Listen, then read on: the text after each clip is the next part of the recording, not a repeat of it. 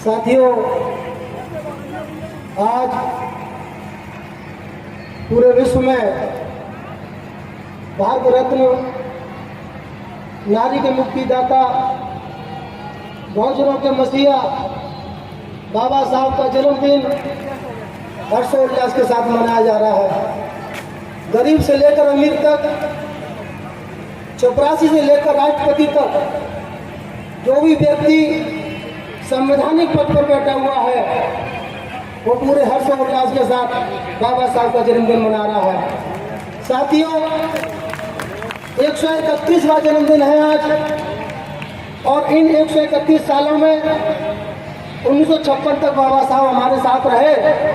उसके बाद हम लोग अकेले पड़ गए और बाबा साहब का मिशन पाखंडवाद, अज्ञान और अंधविश्वास के खिलाफ है।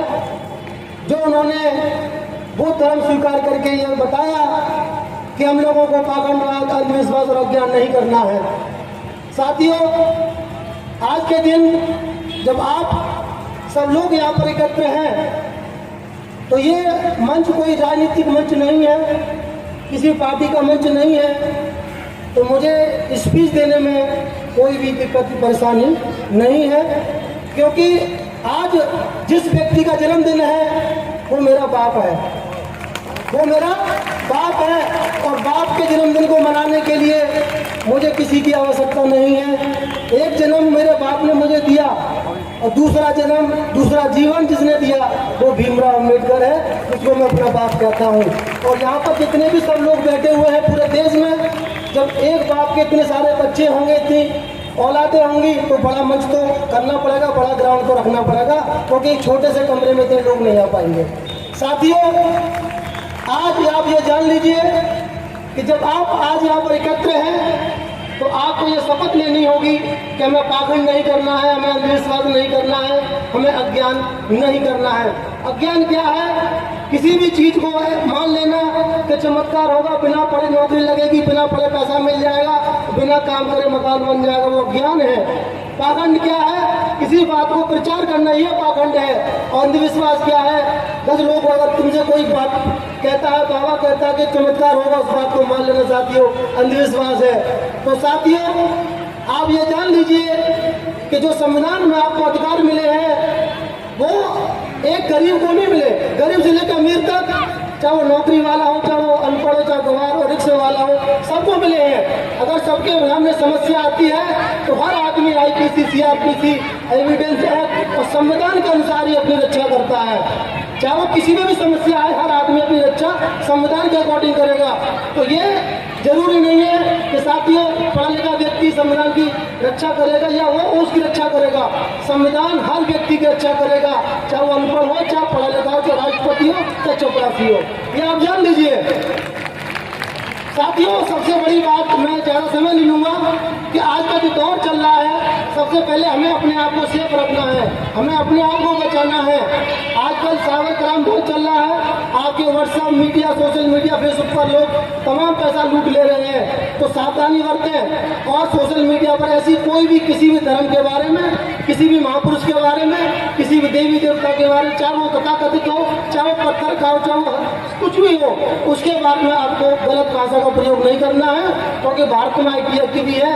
जो सरकार ने कानून बनाए हैं उनको आपको पालन करना है। साथियों, ज़्यादा मैं कुछ नहीं कहूँगा, मैं बस इतना कहूँगा कि मैं अगर आज आपके सामने हूँ तो केवल बाबा साहब की बदौलत हूँ। मैं भी चमार का बेटा, जाटों का बेटा, कहीं पर घास खोद रहा होता, कहीं पर कूड़ा डाल रहा होता, कहीं पर कलदारी कर रहा होता। साथियों, अगर बाबा साहब ना होते तो मैं सोचता कि जब मैं पढ़ा तो मैं नौकरी कैसे लगेगी मेरी। जब मैंने संविधान पढ़ा, बाबा साहब को जाना, तो मैं लगा अब मेरा रास्ता क्लियर हो गया, क्योंकि मैंने बाबा साहब को जान लिया है। साथियों, आज अगर ये नौकरी है, आज अगर जिस्म पर करती है, तो केवल बाबा साहब की बदौलत है। दुनिया में ऐसी कोई ताकत नहीं है जो मुझे नौकरी दिला सके, मेरे परिवार को, मेरे भाई को, मेरे गाँव को नौकरी दिला सके। साथियों, इस देश की मिट्टी से वफा करते रहेंगे, इस देश की मिट्टी से वफा करते रहेंगे, मिशन को आगे बढ़ाया है, बढ़ाते रहेंगे, कातिलों के सामने सरगम नहीं करेंगे, मर जाएंगे मगर ईमान ईमान का सौदा नहीं करेंगे। साथियों, इसी के साथ मैं आपसे पुनः कहूँगा कि बाबा साहब के बारे में पढ़ें। आज अगर हमें जो मौका मिला है, बाबा साहब की 40 किताबें हैं, 20 किताबें हैं, भारत सरकार समय समय पर निकालती है, उनको एक बार पढ़ लीजिए तो आपको पाखंड अंधविश्वास से छुटकारा मिल जाएगा। साथियों, बाबा साहब के बारे में सुबह से लेकर शाम तक कहना भी कम पड़ जाएगा। केवल जय भीम नमो बुद्धाय जय मूल्यवादी कहने से कुछ नहीं होगा। आपके हक अधिकारों के लिए आपको पहले समझना पड़ेगा, पढ़ना पड़ेगा, उसके बाद ही आप लड़ सकते हो। बिना पढ़े बिना समझे अगर सड़क पर निकलोगे तो कानूनी कार्रवाई होगी। जहाँ भी जाए पुलिस का सम्मान करें। अगर पुलिस आपके घर में से किसी व्यक्ति को उठा के ले जाती है तो तत्काल आप 10 लोग 20 लोग इकट्ठा होकर एसओ साहब से मिले, सीओ साहब से मिले, कप्तान साहब से मिले कि हमारे व्यक्ति को क्यों पकड़ के ले गए हैं। ऐसा ना हो कोई और कार्रवाई हो। साथियों, जब तक आप करेंगे आपके संग अत्याचार होता रहेगा। जिस दिन आप निडर हो जाएंगे अत्याचार बंद हो जाएगा। साथियों, बस मैं यही कहना चाहता हूँ कि है समय नदी की धार जिसमें सब बह जाया करते हैं और बाबा साहब जैसे वीर सपूत होते हैं जो पूरी दुनिया में इतिहास बनाया करते हैं। साथियों, इसी के साथ जय भीम, जय भारत, नमो बुद्धाय, जय मूल्यवासी।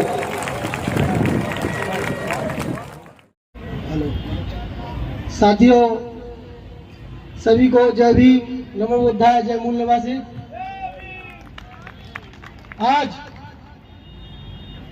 132वां जन्मदिन है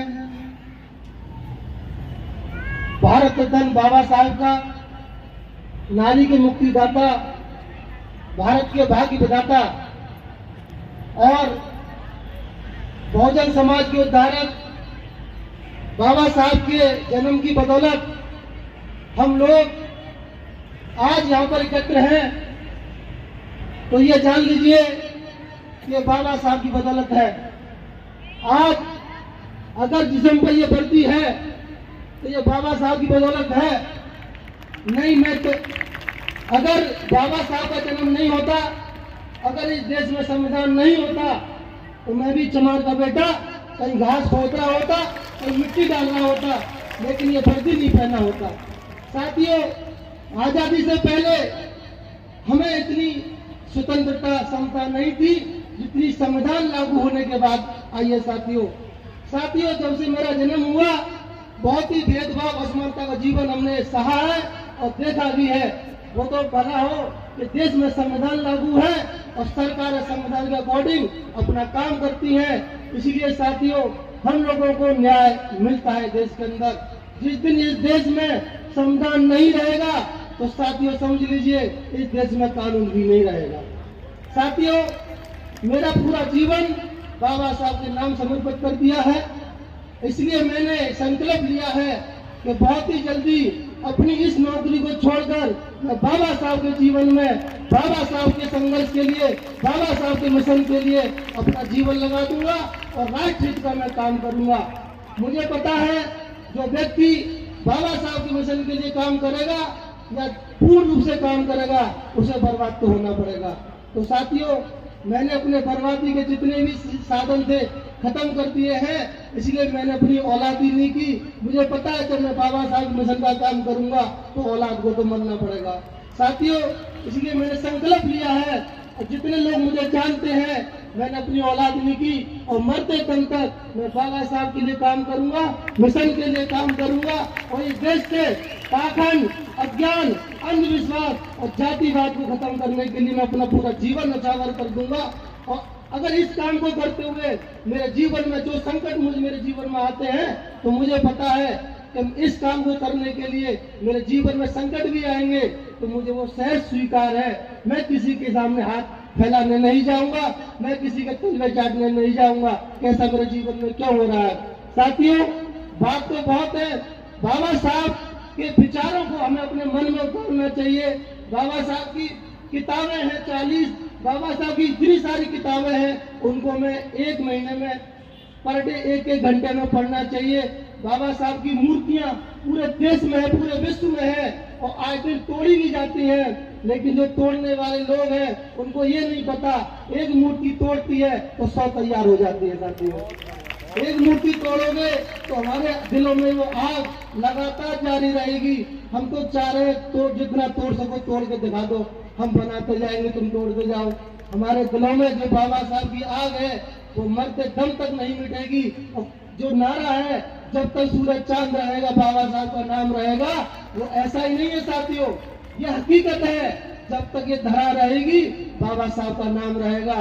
और इस मिशन का हम काम करते रहेंगे, इस मिशन का हम काम करते रहेंगे। कातिलों के सामने सरगम नहीं करेंगे, मर जाएंगे मगर ईमान का सौदा नहीं करेंगे। साथियों, मेरे दादा जो थे अंग्रेजों के जमाने में थे, तो अंग्रेज जब आए हमारे गांव में तो फौज में भर्ती के लिए कहा, लेकिन मेरे दादा ने मना कर दिया कि हमें फौज में भर्ती नहीं होना है। ऐसे बहुत लोग थे। तो ये भी एक बगावत थी अंग्रेजों के खिलाफ कि राष्ट्र धर्म का हमने पालन किया, हमने देश के लिए पालन किया, हमने अंग्रेजों की सेना में भर्ती होकर अपने हिंदुस्तानियों को नहीं मारा। साथियों, ये काम हमारे लोगों ने किया। ऐसे ही साथियों, मेरे माता पिता ने जीवन में पूजा पाठ किया, लेकिन कोई भला उनका नहीं हो पाया। मेरे पिताजी, मेरे दादाजी जूती बेच बेच के मर गए, लेकिन मेरे पिताजी ने भी जूती बेची। इसी रमते राम रोड पर जूती बेचते थे। जब मैं नौकरी लगी तो मैंने कहा मत बेचो, थोड़े दिन और नौकरी करनी है, कोई बात नहीं है। अब मेरा समाज इतना सक्षम हो गया है, अगर मैं जिस दिन नौकरी छोड़ के समाज में निकलूंगा, मुझे पैसे की आवश्यकता नहीं है, रोटी तो मेरा समाज मुझे खिलाई देगा।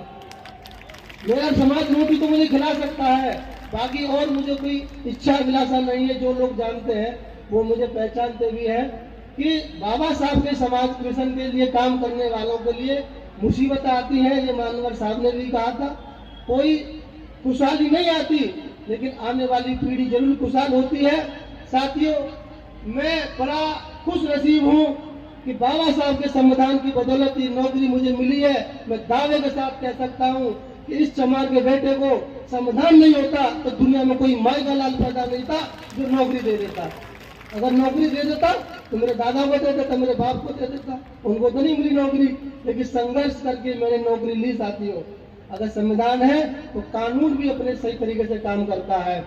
मैं एक ही बात कहूंगा कि है समय नदी की धार जिसमें सब बह जाया करते हैं, और बाबा साहब जैसे वीर सपूत दुनिया में पैदा होते हैं जो जमाने में इतिहास बनाया करते हैं। साथियों, बाबा साहब की विचारधारा को अपनाइए, बाबा साहब की विचारधारा को फैलाइए, अधिक से अधिक लोगों से मेल बात बना कर रखिए, कानून का पालन करिए। अभी भारत में साइबर क्राइम बहुत ज्यादा फैल रहा है। अभी हमारा देश साइबर क्राइम से लड़ रहा है, हमारी सरकारें साइबर क्राइम से लड़ रही है। हमें साइबर क्राइम से बचना चाहिए। किसी भी व्यक्ति को कोई भी OTP पासवर्ड नहीं बताना चाहिए, किसी के कहने पर हमें कोई भी ऐप डाउनलोड नहीं करना चाहिए। हमारा मेहनत की गाड़ी कमाई कोई व्यक्ति बैठे बैठे लूट रहा है, इसका हमें ध्यान देना चाहिए। साथियों, और साइबर क्राइम बहुत ज्यादा फैला हुआ है, इससे हमें पासवर्ड अपना बचा कर रखना चाहिए।